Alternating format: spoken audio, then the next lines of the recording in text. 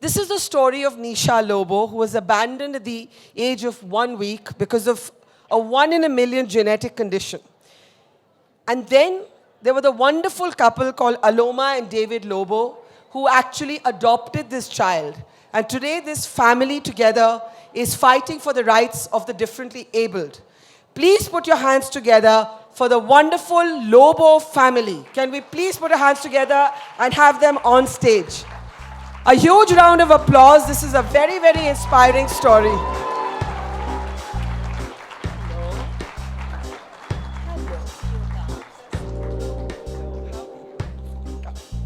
Hi, sir. Good evening. And can I please have Girija on stage to lead this moving conversation with the amazing Lobos? Hi Nisha, hi Aloma and David. To start with, I thought we could talk about how you met. Just a small introduction to everybody here about Nisha and her parents. Nisha was adopted, has 3 biological siblings and has 5 biological? Or 3. 3. And we'll get to how you met and more about this rare genetic condition that's very rare. It affects 1 in a million children. But we also know that Nisha is extremely unique. So let's learn more about your lives. Actually, Nisha has 5 siblings. She's number 6. So how did we first meet? We first met because I work with adoption, and a colleague of mine told me about this little girl who was in the orphanage where she worked, and she asked me if I would go and have a look at her. So my husband and 2 daughters and I did go and have a look at her, and we saw a little girl who was desperately in need of love, attention, and a life. We were not sure we could give her that, but she thought, I think, in her own little mind that she could survive anything. A few days later, at the insistence of our second daughter, we brought Nisha home. And the rest, as they usually say, is history. Nisha, tell us a little bit about what was it like growing up. I know that there were many health difficulties that you faced, but you've also, you're in college, you're doing your BBA. So tell us a little bit about your journey growing up, and then school, and then now college.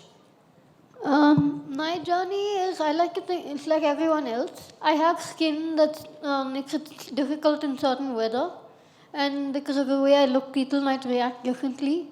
But other than that, my journey is more or less the same as anyone else.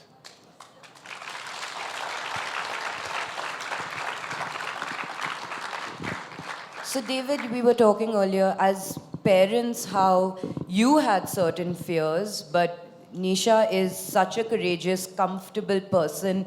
If you could tell us a little bit about the fears that you had that were, quite different to Nisha's fears that were pretty much nil. Well, we didn't really know what we were getting into, but we felt we had to do something. Our youngest daughter at that time said we had to bring her home, and we were very happy to do that, and we are today the luckiest people on earth. Our anxieties were, would we cope? Would we do what was right? It wasn't so difficult once I think the intention was there. And then it became very easy when we saw the person inside her, not the person outside her.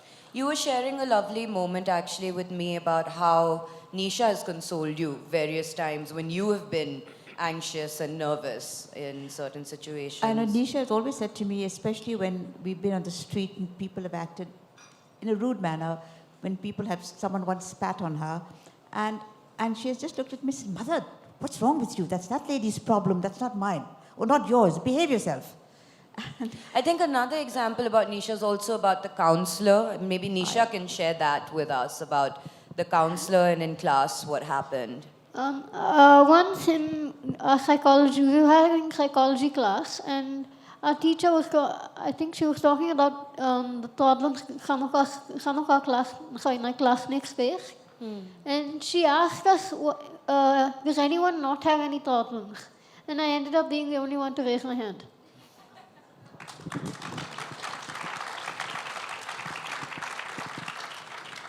But Aloma, a lot of your work revolves around, of course, you're a very well-reputed doctor, but also adoption. You also have a keen interest and work on, children with special needs and disabilities.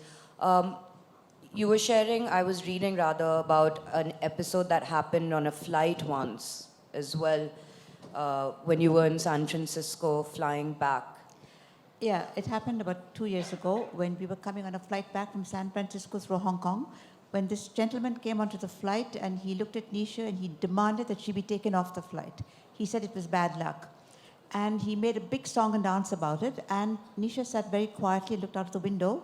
I stood up and I wanted to smack him hard, but I had tears in my eyes. And eventually, I think the airline staff put him on another seat and we didn't see too much about him. And then as the flight took off, the flight attendant came up to us and said, "Ma'am, we are so sorry about what happened, but the captain said we could upgrade you to business class." So I picked up my bags and I was all ready to go to business class. And my wife's daughter here said, "Mother, sit down." And she told the flight attendant, "Thank you so much, but we don't want to be compensated for someone else's bad behavior."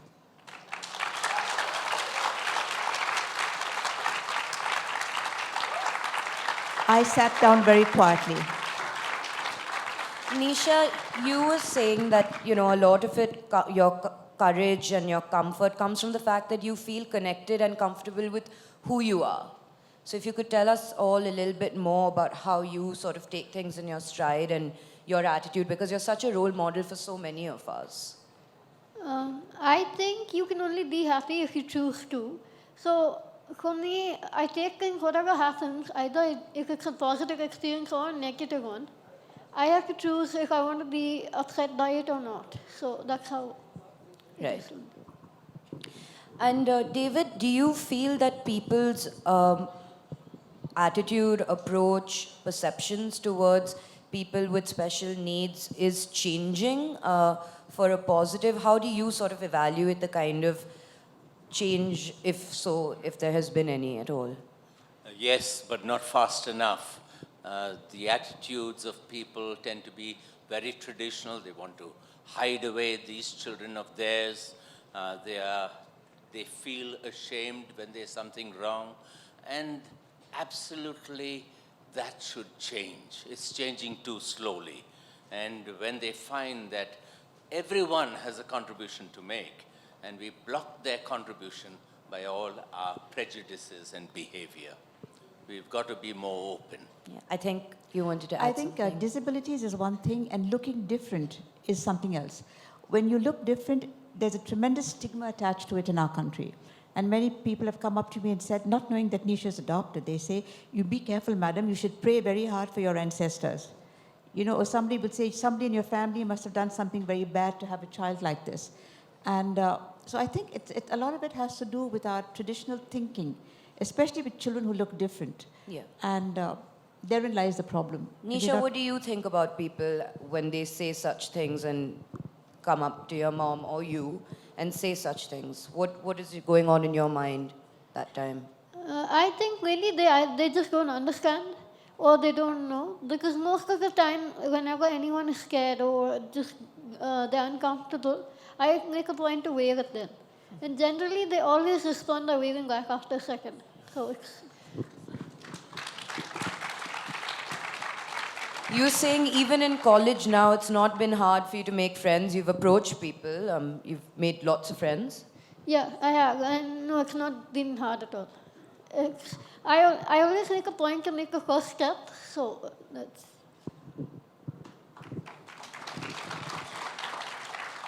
What is your message to all the men and women over here? If you had one, and from your journey, if you had one book or leaf you wanted to take away, what would you tell everybody here? I would tell everyone, as I said earlier, that only you can decide whether to be happy or with what happens around you. If you're comfortable with yourself, you'll be happy. I need to go in and need your word. I need your word. Would you like to add something to that? Nisha is a happy person, and that's what we've all learned from her. Her 5 siblings and her dad and I, we've learned that it all depends on how we look at life. First of all, we have to accept ourselves, be happy with ourselves, and love ourselves.